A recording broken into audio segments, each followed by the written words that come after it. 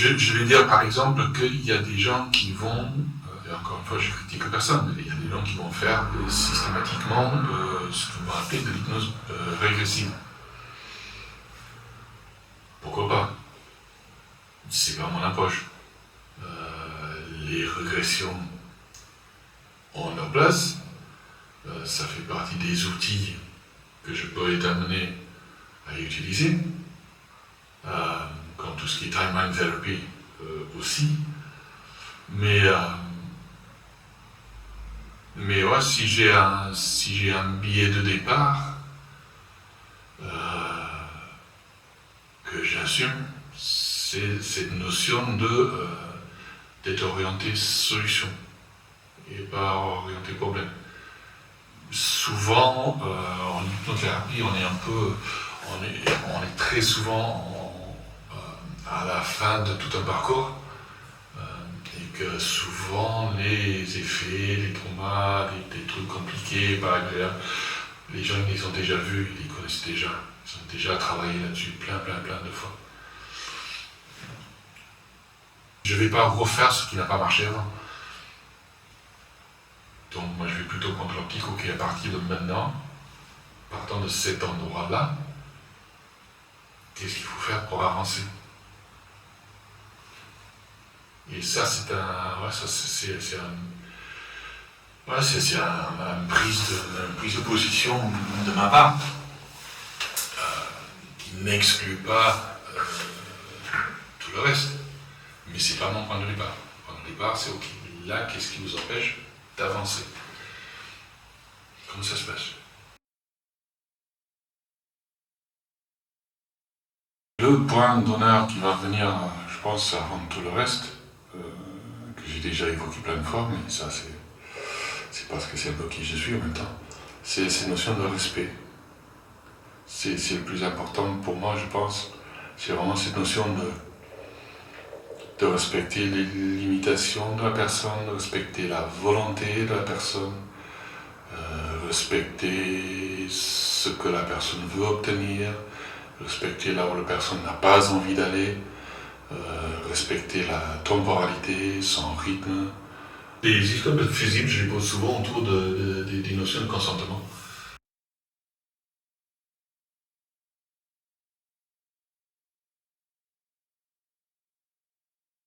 Okay.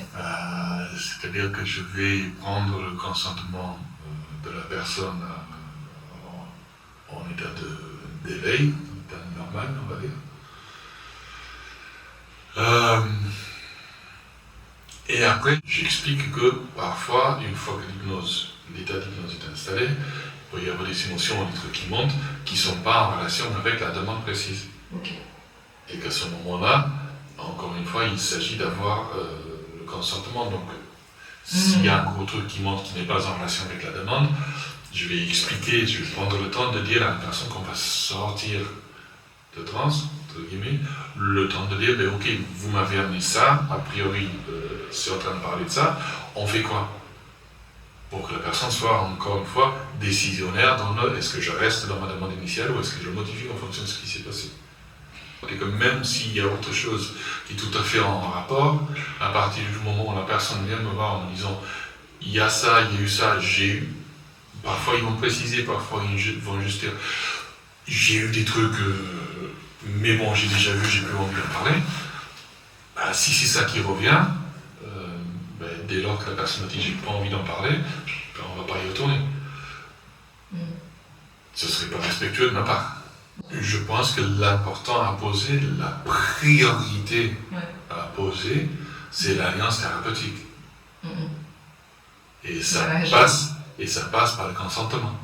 Donc si la personne me dit ça, il y a un truc, j'ai pas envie d'en parler, ok, entendu, respecté.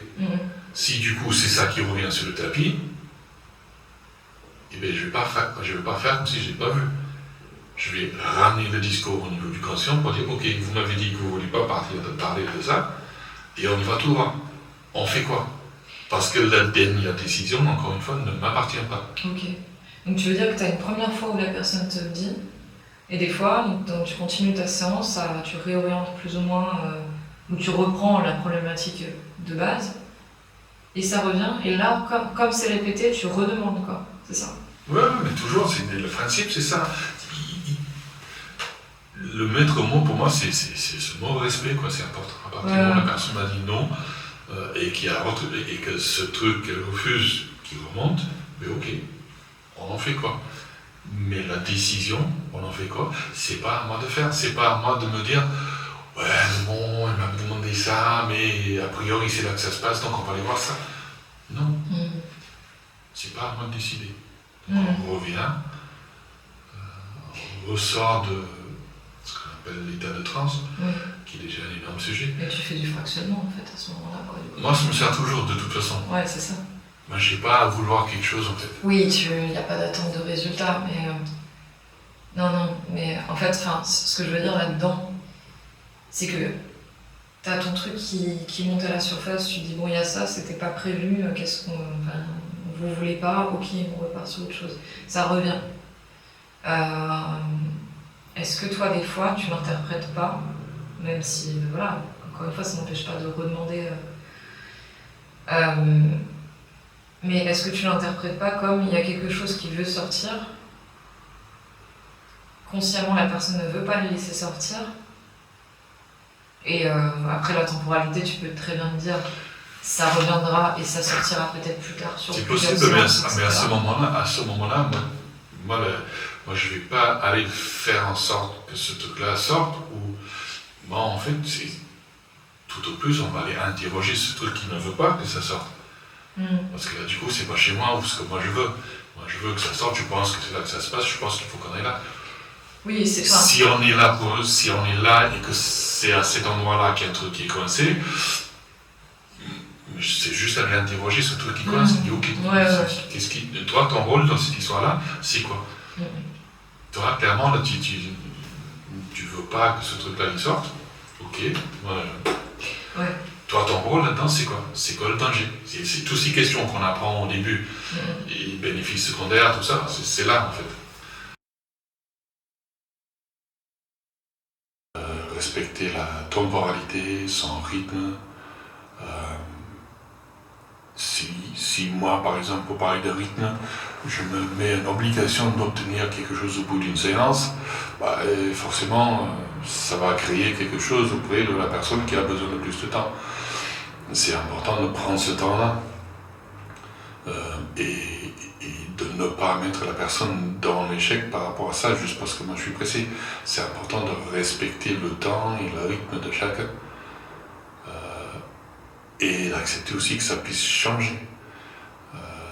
Pendant une thérapie, pendant un suivi, il peut y avoir des moments où ça va plus vite, il peut y avoir des moments où il faut plus de temps. Il peut y avoir des moments où il faut rapprocher des séances, il peut y avoir des moments où il faut distancer des séances. Voilà. Je pense que le maître mot dans tout ça, c'est le respect. Il faut respecter la personne et ses croyances et son rythme et ses attentes et ses objectifs. Ça, c'est, je pense que dans ce mot respect de l'autre, il y a déjà beaucoup de choses qui se posent par rapport à l'éthique.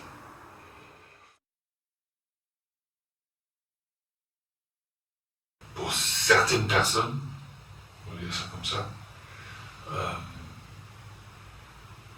cette phase au début où on va poser un cadre,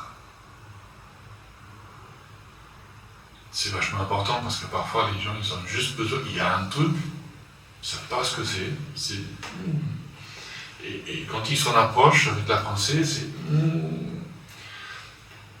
Et parfois en fait, il faudrait juste un cadre, un espace dans lequel ce truc-là puisse s'ouvrir.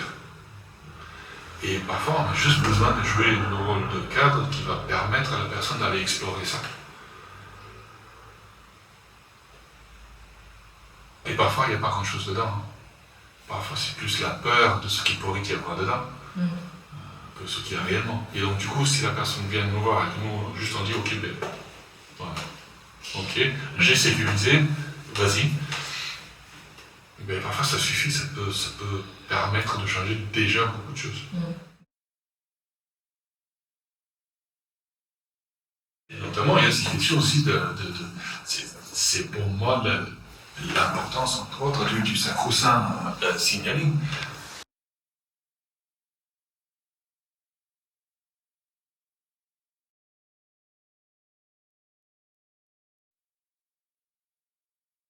À partir du moment où on a plusieurs parties en présence et qu'on demande à chaque partie en présence de s'exprimer, du coup, plus il y a de ça, moins c'est d'interprétation, moins il y a d'orientation. Même s'il ne faut pas se leurrer. Si je pose des questions à l'inconscient ou à la partie qui freine, qui est dans une main, et qu'il y a un doigt qui dit oui ou un doigt qui dit non, et que du coup je me mets à une place où je vais dire c'est pas moi qui, parce que c'est l'inconscient qui dit oui ou la partie qui dit non, tout ça. Donc ça peut paraître assez clean. Encore faut-il se poser la question des questions qu'on pose. L'inconscient ou le signaling ou tout ce que ça va répondre à une question qu'on a posée. Il restera toujours le pourquoi est-ce que j'ai posé ces questions-là. Quelle est mon intention à poser ces questions-là. Je me parlais de méta tout à l'heure. Méta.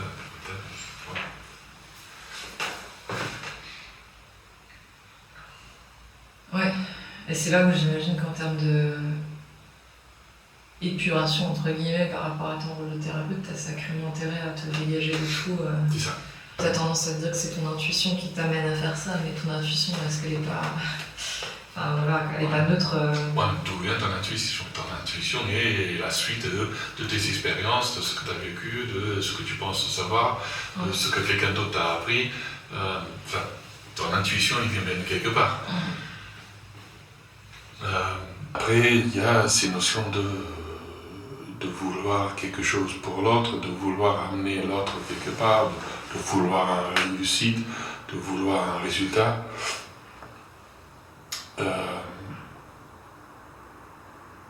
Et dans ces moments-là, souvent le praticien il met beaucoup de lui-même, ses attentes, ses projections, ses envies, ses besoins.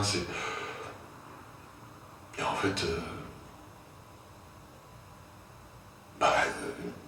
j'ai tendance à dire que quand le praticien met trop de lui dans ses attentes, ou dans sa séance, la manipulation n'est jamais loin. Et que là, on va jouer dans une des craintes, peurs, réserves du grand public par rapport à l'hypnose, qui est d'être manipulé à des fins néfastes ou juste pas dans son intérêt. Et ça, c'est quelque chose qui est voilà, souvent c'est une crainte qui est sous-jacente très souvent, et que du coup, si on va dans ce chemin-là, on va juste activer une peur qui est déjà là. Et du coup, c'est un peu se tirer une balle dans le pied. Donc encore une fois, voilà, respecter l'autre, respecter ses besoins, respecter le fait que on est une permission. On crée un espace dans lequel la personne peut aller voir des choses pour lesquelles elle ne s'autorise pas ou elle ne se sent pas autorisée à aller en temps normal. Et je pense que pour que la personne s'autorise elle-même à faire ce genre de choses, c'est important qu'elle se sente respectée et autorisée. J'aimais bien un formateur cher à mon cœur qui disait que quand on fait de l'hypnose, on n'est pas première de cordée. On ne mène pas la personne quelque part. Mais on n'est pas forcément non plus dernière de cordée, où on se laisse amener aveuglement et sans jouer un quelconque rôle d'encadrant. Donc on n'est ni premier de cordée, ni dernier de cordée, non, on est la corde. Cette notion d'encadrer, mais encadrer la demande de l'autre, dans les limites de ce que la personne est venue chercher et de ce qui a été établi avant. C'est-à-dire que souvent la personne après va, une fois en état d'hypnose, explorer tout un tas de choses qui n'étaient pas connues, inattendus, qui peuvent amener d'autres choses. Et finalement, le rôle, c'est souvent juste veiller à ce que ça ne parte pas de tous les côtés. Que ça ne devienne pas du n'importe quoi, n'importe où. Et que, ouais, il y a un sens pour la personne à ce qu'on est en train de faire. On va quelque part pour quelque chose et le chemin de retour, elle est bien balisé. En sert de possibilité d'éventualité, d'autorisation, de possibilité. Et souvent, c'est déjà beaucoup.